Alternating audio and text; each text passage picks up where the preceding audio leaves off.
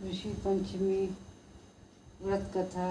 एक बार श्रुताश्व ने ब्रह्मा जी से कहा, हे पितामह, कृपा करो, मुझे नारी जाति के उद्धार एवं सर्व सुखों को देने वाला कोई उपाय समझाइए।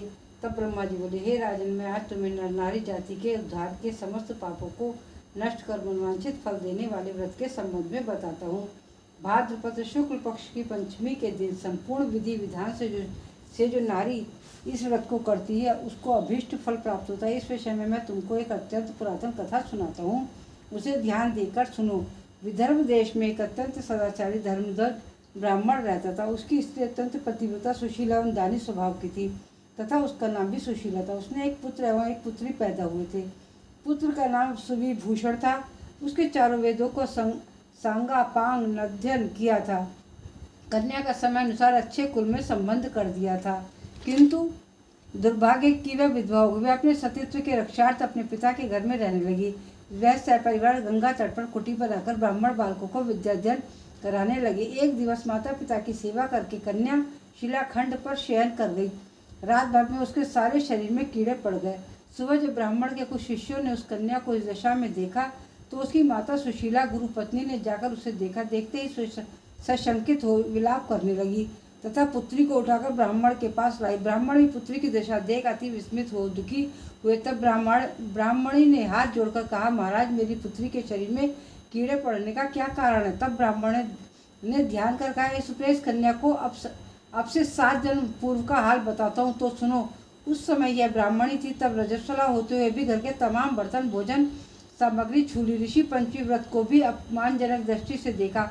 उसी दोष के कारण पुत्री के शरीर में कई कीड़े उत्पन्न हुए हैं, क्योंकि रजत धर्म वाली नारी को पहले दिन चांडालनी, दूसरे दिन ब्रह्मघातनी, तीसरे दिन धोबिन के समान शास्त्रों में माना गया है। तुम्हारी कन्या ने ऋषि पंचमी व्रत के दर्शन अपमान के साथ किए इस ब्राह्मण कुल में जन्म पाकर भी द्वेष मुक्त न हुई। तब सुशीला ने कहा, महाराज, इस उत्तम व्रत का इस कन्या के समक्ष विधि पूर्वक वर्णन कीजिए, जिसके समस्त सांसारिक प्राणी लाभ उठा सके। ब्राह्मण बोले, हे सधर्मणी, यह व्रत भाद्रपद मास के शुक्ल पक्ष की पंचमी के दिन किया जाता है। पंचमी के दिन किसी नदी तथा जलाशय में स्नान करके व्रत को धारण कर सायंकाल के समय सप्त ऋषियों का पूजन विधि विधान से करना चाहिए। भूमि को गौ के गोबर से लीपकर शुद्ध करना चाहिए। वहाँ अष्टदल कमल बनाकर नीचे सप्त ऋषियों की स्थापना कर प्रार्थना करें। महर्षि कश्यप, अत्रि, भारद्वाज, विश्वामित्र, गौतम, जमदग्नि, वशिष्ठ महर्षियों की स्थापना कर आचमन स्थान पर चंदन, फल, फूल, दीप, नैवेद्य आदि से पूजन कर व्रत की सफलता की कामना करनी चाहिए। इस व्रत को करके उद्यापन में विधि पूर्वक करना चाहिए। चतुर्थी के दिन एक बार भोजन करके पंचमी के दिन व्रत आरंभ करें। सुबह किसी नदी अथवा जलाशय में नित्य कर्म से निवृत्त होकर दातुन करें, स्नान करें, गौ के गोबर से लीपकर सर्वतोभद्रक चक्र बनावें, उस पर कलश स्थापित करें। कलश के कंठ में नवीन वस्त्र बांधकर पूजा सामग्री एकत्र करें। अष्ट दल, कमल, चर, सप्त ऋषियों की प्रतिमा स्थापित करें। फिर षडोपचार से पूजन कर रात्रि को पुराणादि ग्रंथों का श्रवण करें। विशेष कर शिव पुराण अति उपयोगी अतः सत्कर्मी ब्राह्मण को भोजन एवं दक्षिणा देकर संतुष्ट करें। इस प्रकार व्रत करें तथा इस व्रत का उद्यापन करना भी अति उत्तम है। व्रतोद्यापन से नारी रूप लावण्य को प्राप्त कर सौभाग्यवती होती है एवं जीवन में धन, संतान आदि का सर्व सुख भोग कर अंत में सुंदर, आज्ञाकारी एवं दीर्घायु वाले पुत्र उत्पन्न होते हैं। जीवन में किसी भी प्रकार का कष्ट पास नहीं आता। इति भविष्य पुराणांतर्गत दूसरी कथा। ऋषि पंचमी की दूसरी कथा। एक बार धर्मराज युधिष्ठिर ने भगवान से श्री कृष्ण से कहा, हे जनार्दन, कृपा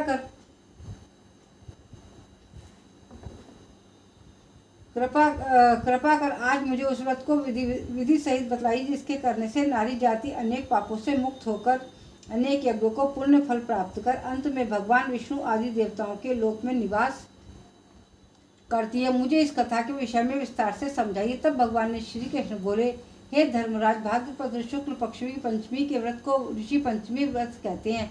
इस व्रत के करने से रजस्वला दोष से मुक्त होती है, अर्थात रजस्वला स्त्री से जाने अनजाने में अनेकों त्रुटियां हो जाती हैं। उन त्रुटियों के कारण से नारी को जीवन में अनेक कष्ट उठाने पड़ते हैं। उन कष्टों के निवारणार्थ यह ऋषि पंचमी का व्रत किया जाता है।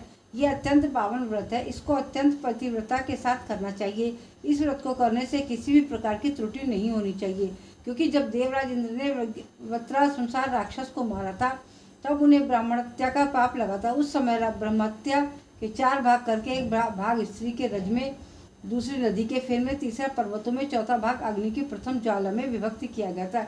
इससे हर वर्ण की जाति नारी रजस्वला होने पर पहले दिन चांडालनी, दूसरे दिन ब्रह्मघातनी, तीसरे दिन धोबिन के समान दोषी मानी जाती है। इससे उन दिनों में किसी भी वस्तु को छूना मना है। छूने से वस्तु अपवित्र होकर दूषित होती है। इस ऋषि पंचमी व्रत को करने से वह दोष मुक्त होकर मोक्ष को प्राप्त होती है तथा पवित्र हो जाती है। हे राजन, विदर्भ देश में एक शेन जनित नामक एक अत्यंत प्रतापी, यशस्वी तथा न्यायप्रिय राजा था। उसी के राज्य में एक सुमित्र नाम की विद्वान ब्राह्मण था। उसकी पत्नी जिसका नाम जयश्री था, ऋषि कार्य में अचानक रजस्वला धर्म को प्राप्त हो गई और वह समनुसार भोजन के आदि प्रत्येक वस्तु को छूती रही। इस प्रकार समय पूरा होने पर दोनों ही पति पत्नी की मृत्यु हो गई। मरने के बाद पुनर्जन्म में ब्राह्मणी को कुतिया तथा जन्म मिला तथा ब्राह्मण को बैल का जन्म मिला तथा अपने तप के प्रभाव से दोनों को अपने पूर्व जन्म की पूरी बातों का स्मरण था। वह दोनों अपने ही पुत्र के घर पर पले हुए रहे। एक दिन श्राद्ध में ब्राह्मण पुत्र ने अपने पिता की श्राद्ध तिथि के दिन विधि पूर्वक ब्राह्मण को भोजन कराया तथा अपनी पत्नी को अत्यंत स्वादिष्ट पकवान बनाने की आज्ञा दी। इधर ब्राह्मण पुत्र वधू ने विविध पकवान, खीर आदि स्वादिष्ट व्यंजन बनाकर तैयार किए। दुर्भाग्य से उस खीर में एक सर्प ने विष उगल दिया था। यह दृश्य हाल ब्राह्मण जो कुतिया की योनि में थी देख रही थी। उसने सोचा कि यदि ब्राह्मण यह भोजन करेंगे तो मृत्यु को प्राप्त हो जाएंगे। इससे मेरे पुत्र को ब्रह्महत्याओं का भारी पाप लगेगा। इस प्रकार से सोचकर उस कुतिया ने खीर को झूठा कर दिया। तब बहू ने उस कुतिया को कोठरी में बंद कर इतना मारा कि उसकी कमर तोड़ दी तथा खीर फेंक कर दोबारा दूसरी खीर बनानी पड़ी। फिर श्राद्ध कर ब्राह्मणों को विधिवत भोजन करा। रात को वह बैल बोले, हे प्रिय, क्या बात हुई? किस कारण लाठी मारकर तुम्हारी कमर तोड़ी? वह सारी कथा मुझे विस्तार से बताता। उस कुतिया ने बैल को समूचा वृत्तांत बताया कि किस प्रकार तथा किस कारण से उसकी पुत्रवधू ने लाठी मारकर उसकी कमर तोड़ दी थी। वह अपने संपूर्ण समाचार सुनाकर कहने लगी, स्वामी, हमारी योनि से कैसे छुटकारा होगा? हमको किस अकर्म के कारण यह सभी दुख भोगने पड़ रहे हैं? ब्राह्मण को पुत्र वहीं पर छुपा सुन रहा था। उन दोनों को उसके वहाँ होने का कुछ भी मालूम नहीं था। तब वह बैल बोला, हे प्रिय, तुम्हारी ही दूषित एवं पापों को भोगने हेतु आज्ञा आज मुझे बैल होना पड़ा। यह कहकर उसने अपने पूर्व जन्म की वह संपूर्ण कथा बताई। जब वह रजस्वला होने के समय भोजनाती सभी वस्तुएं छूती रही थी, उसी पाप के कारण तुमको कुतिया की तथा मुझको बैल की योनि प्राप्त हुई। जिस पर अभी तुम्हारे स्वभाव में कोई भी परिवर्तन नहीं आया, क्योंकि तुम्हारी योनि कुतिया की योनि है। फिर कुत्ते का स्वभाव भी वैसा ही होता है। उसी स्वभाव के कारण ही तुम इन सब बातों का कोई असर नहीं हो रहा। देखो, यह मेरा पुत्र है जिसने आज मुझे पूरे दिन मुँह बांधकर हल में चलाया। घर पर इसकी पत्नी ने मेरे नाम का श्राद्ध किया, मेरे ही नाम से ब्राह्मण भोजन करा, जबकि प्रातः से मैं निरंतर हल में चल रहा हूँ। अभी तक मुझे खाने को चारे का एक तिनका भी नहीं मिला है। अभी तक मुझे यह सब तुम्हारे दुष्कृत्य का ही प्रभाव। उन दोनों की पूरी बात सुनकर ब्राह्मण एवं पुत्र को घोर कष्ट हुआ। वहाँ से आकर उन बैल एवं कुतिया दोनों माता पिता को भोजन देकर वह अत्यंत दुखी हो वन को चला गया। भटकते भटकते वहाँ एक ऋषि के आश्रम पर पहुँचा। वहाँ उसने कुछ समय बिताया। एक दिन सुअवसर जाने पर ऋषियों ने पूछा, हे दयालु, मेरे माता पिता कुतिया तथा बैल की योनि भोग रहे हैं, वह उस योनि से किस प्रकार मुक्त हो सकेंगे? कृपा कर मुझे कोई उपाय बताएं जिससे वह कि मेरे माता पिता को मोक्ष की प्राप्ति हो जाए। तब ऋषि बोले, पुत्र, तुमको यह सब कैसे किया था? तब उस ब्राह्मण पुत्र ने उस ऋषि को वह सारी कथा जो बैल रूप में अपने पिता के द्वारा सुननी थी यही बताई कि इस योनि को भोगने में मेरी माताजी अधिक दोषी हैं। उन्हीं के पिछले दुष्कर्मों के कारण पिताजी को ही बैल योनि भोगनी पड़ी तथा अब वह दोनों ही मेरे घर पर रहे। ऋषिवर, कृपा कर कोई उपाय बताइए जिससे मेरे माता पिता की यह योनि छूट जाए तथा उनके संपूर्ण दोष नष्ट भी हो जाए। ऋषि बोले, पुत्र, तुम तो धन्य हो। इस संसार में ऐसे पुत्र कम ही पाए जाते जो अपने माता पिता के सुख चैन के विषय में सोचे नहीं तो उन्हें तो अपनी पत्नी के सिवा संतान की चिंता रहती है।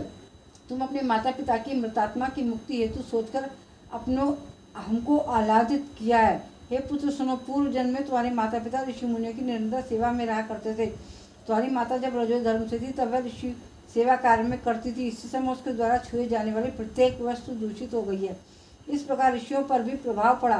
तब उसको ऋषियों ने गुप्त रूप से श्राप दिया था। उसी से तुम्हारे पिता ने बैल तथा माता ने कुतिया का जन्म पाया है। तब इनको मोक्षार्थ तुम घर जाकर भाद्रपद शुक्ल पक्ष की पंचमी को ऋषि पंचमी व्रत करो तथा दोनों ही पति पत्नी उस व्रत का फल माता पिता के हित में संकल्प कर दो। तब वे इस पशु योनि से मुक्त हो जाएंगे तथा स्वर्ग में आनंद करेंगे। तब इस व्रत तथा पुण्य कार्य से तुम्हारे माता पिता के आशीर्वाद से तुम भी कृत्य होगे, तुम्हारा कार्य भी निष्फल न होगा। अतः तुम यह कार्य दोनों प्राणी मिलकर श्रद्धापूर्वक विधि विधान से करो। उन ऋषि की बातों को सुनकर ब्राह्मण पुत्र अपने घर आया तथा पति को संपूर्ण समाचार बतलाया। पत्नी की सहमति से दोनों ने उस व्रत को भाद्र मास की शुक्ल पक्ष की पंचमी को अत्यंत श्रद्धापूर्वक विधि पूर्वक किया तथा पंडित जन को बुलाकर उस व्रत के फल को संकल्प अपने माता पिता के लिए किया, जिसके प्रभाव से वह दोनों ही अपनी पशु योनि से मुक्त हुए। तब विमान द्वारा देवलोक को प्रस्थान कर गए। हे राजन, जो नारी इस व्रत को पूर्ण विधि विधान के साथ अत्यधिक श्रद्धा भाव से पालन करती है तथा सप्त ऋषियों का पूजन आदि सहित करती है, वह भयंकर रजस्वला उद्वेष से मुक्त होकर धन धान्य पुत्र पौत्र आदि को सुख भोगती है और सौभाग्यवती होकर अमर पद को प्राप्त होती है। इस व्रत के करने से नारी जाति का समस्त पापों से उद्धार हो जाता है। यह विशेषकर नारी के उपयोग का ही व्रत है। पितृ आत्मा तुष्टि हेतु दंपति भी इस व्रत को कर सकते हैं, जो फल अनेकों तीर्थों को करने से प्राप्त होता है। युधिष्ठिर, इस व्रत को बड़ा ही महान फल मिलता है। ऋषि पंचमी व्रत कथा समाप्त। बोलो सप्त ऋषि भगवान की जय। जय गणेश जय गणेश जय गणेश देवा, माता जति पार्वती पिता महादेवा, एक दंत दयावंत चार भुजाधारी, माथे सिंदूर मुझे की सवारी, अंधन को आँख देत कोड़िन को काया, बांधन को पुत्र निर्धन को माया, हार चढ़े फूल चढ़े और चढ़े मेवा, लड्डू का भोग संत करे सेवा, दीनन की लाज रखो शंभु सुतवारी, कामना को पूरा करो जग बलिहारी। जय गणेश देवा, माता जाकी पार्वती पिता महादेवा। बोलो गणपति भगवान की जय। ओम जय जगदीश हरे, स्वामी जय जगदीश हरे, भक्त जनों के संकट क्षण में दूर करे। ओम जय जगदीश हरे, जो जावे फल पा, सुख विन से मन का, सुख संपत्ति घर आवे, कष्ट मिटे तन का। ओम जय जगदीश हरे, मात पिता तुम मेरे, शरण गहूँ मैं किसी की, तुम बिन और न दूजा, आस करूँ मैं जिसकी। ओम जय जगदीश हरे, तुम पूरन परमात्मा, तुम अंतर्यामी, पार ब्रह्म परमेश्वर, तुम सबके स्वामी। ओम जय जगदीश हरे, तुम करुणा के सागर, तुम पालन करता, मैं मूरख खल कामी, कृपा करो भरता। ओम जय जगदीश हरे, तुम हो एक अगोचर, सबके प्राणपति, किस विधि मिला दया में तुमको मैं कुमति। ओम जय जगदीश हरे, दीन बंधु दुख हरता, तुम रक्षक मेरे, अपने हाथ बढ़ाओ, द्वार पड़ा मैं तेरे। ओम जय जगदीश हरे, विषय विकार मिटाओ, पाप हरो देवा, श्रद्धा भक्ति बढ़ाओ, संतन की सेवा। ओम जय जगदीश हरे, तन मन धन अर्पण कर, सब कुछ है तेरा स्वामी, सब कुछ है तेरा, तेरा तुझको अर्पण क्या लागे मेरा। ओम जय जगदीश हरे, ओम श्री जगदीश जी की आरती। जो कोई